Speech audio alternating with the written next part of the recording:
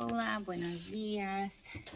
We are a week away from Thanksgiving break, week 14 of dual language kindergarten. Today I'm going to talk to you about the activities we're going to be doing this week, the content that we're going to be teaching, and just a few extra fun things that we've added in just to be a part of the holiday spirit or fall time, I guess, if that's what you want to call it, okay? So for SEL, social emotional learning, this week we finished up anti-bullying week last week. This week we are focusing on kindness. What does that look like in the classroom, and what are some things that you can do to be kind, other than just using kind words? So kindness is a big key to being in school, and a lot of problems can be eliminated in the classroom if we think first with kindness. So we have a couple of stories that we're going to be reading, and then there's going to be a kindness challenge. Now, as part of one of our school pillars, we do get Timby tickets for being kind. So my challenge is this week that they would really focus on that kindness act, and be working for Timby tickets because of that, because they're doing something kind. Now, there are 4 pillars here at the school. They are safe, responsible, engaged, and kind. So when we see a student kind of exhibiting any of those items, we circle one of them. I'm just going to go ahead and make a bunch of these with my name on them already and circle the kindness, and I'm going to challenge them this week to each earn one, because I know that there are students throughout the week who don't earn any, and so my challenge for them this week is that every student would earn a kindness Timby ticket. So we're going to make a big anchor chart together during SEL this week, and the kids are going to be able to put a sticker next to their name when they get their kindness Timby ticket. So hopefully that'll work out well. So that's for SEL. Math, we are in module 3.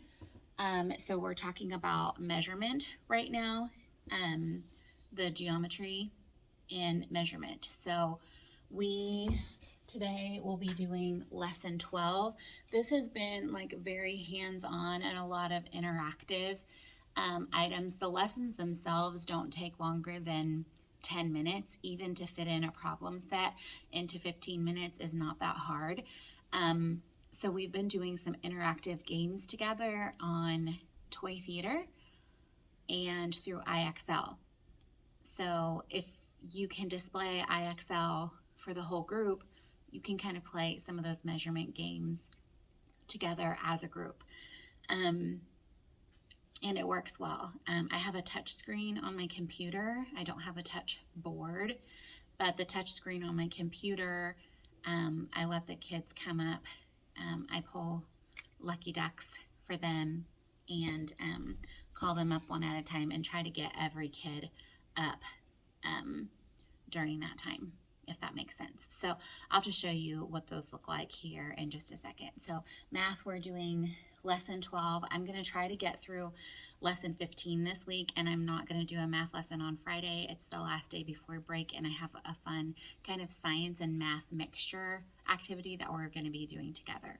So benchmark, we are on week 6 of module A. So we're still talking about the needs and wants of living things. We're going to be finishing up that unit. So that includes our reading, writing, phonics,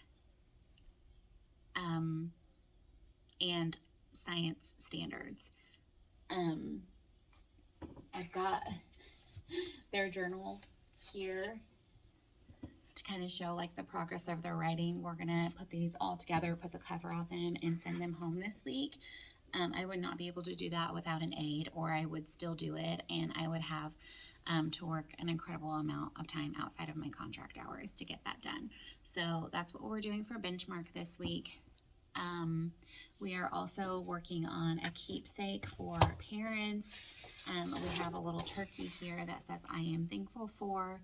I'll show you the anchor chart in just a few minutes, where last week we read a couple of stories about what it means to be thankful and came up with a list of ideas. And then the students wrote a couple of those things on feathers, which are all in here. I'll show you guys those in a few minutes. They're going to glue those on here, and we're going to get them laminated and put the year on it. Those will be really cute. Hopefully I'll get a picture this week of what those look like to add in. We've been working on those during center time. So that's been one of the center stations. And that kind of wraps it up. This week for centers, it rained, and it is still raining. So I did not get out this weekend to collect leaves. So normally I collect real leaves from outside from my walking path, and we do leaf rubbings.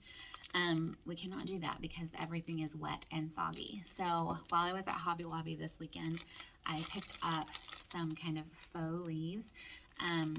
You just place these underneath white paper, use a crayon that has no wrapper on it, and rub it on its side and see like the vines, the shape, everything. So I'll show you what that looks like here in a little bit.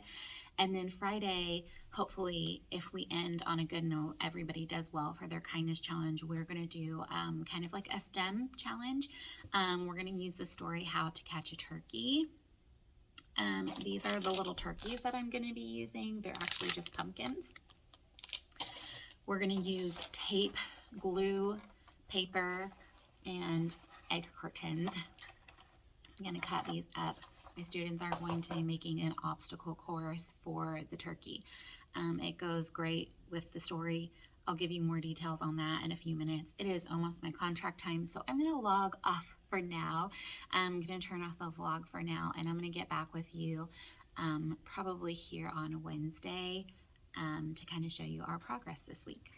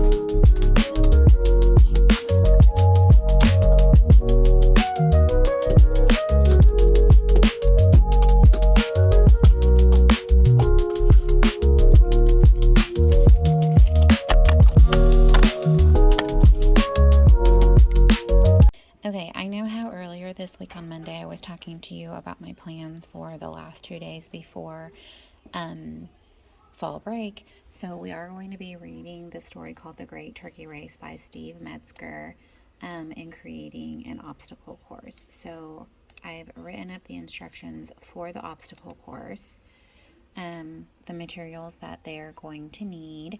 I need to fix that. I've also created it in Spanish. For the most part, we're going to be talking about the materials that we need in Spanish because my kids are working on learning their school supplies. Then we're going to just talk about the different steps that we're going to take to get there. We're going to use an anchor chart. This is what my anchor chart will look like here in the classroom.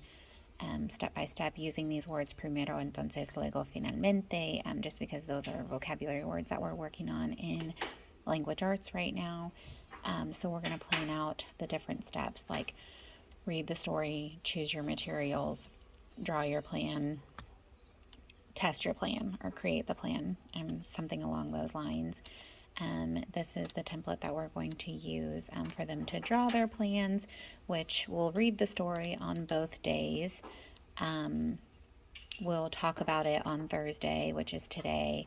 We'll look at some examples, and then I'll let them start planning their ideas, and then we'll actually execute the plan on Friday.